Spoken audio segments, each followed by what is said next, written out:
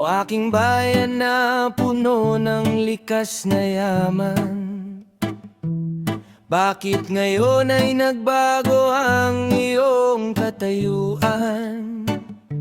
Inaabuso ng mga taong walang pakundangan, dahil sa sariling interes na puro kasakiman.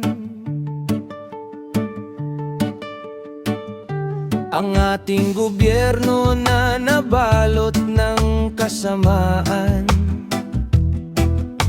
na ang hangad lamang ay ang kaban ng bayan.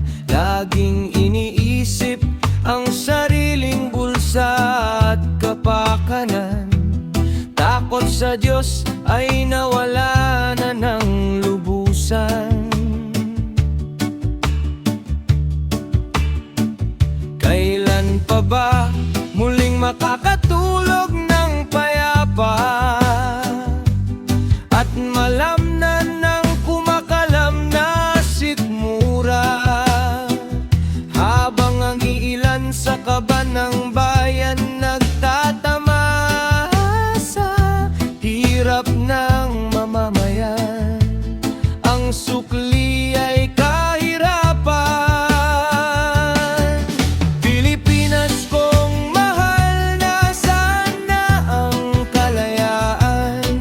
Sa kamay ng mga ganid at sakim sa kapangyarihan, umaalingaw-ngaw ang sigaw at galit ng bayan, sa mga mapagsamantalang walang kabusugan.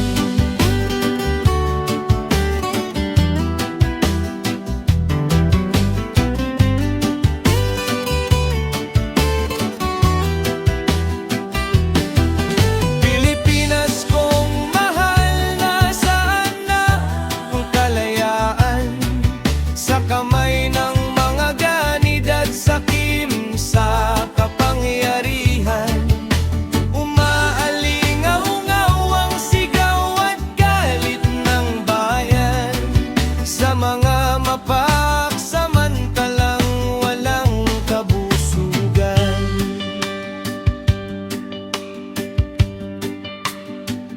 Mga nasa gobyerno ay patuloy na yumayaman, habang ang nagduro sa ordinaryong mamamayan, mga pera na ninakaw na para sa taong bayan, habang ang bansa ay lubog sa baha at kahirapan.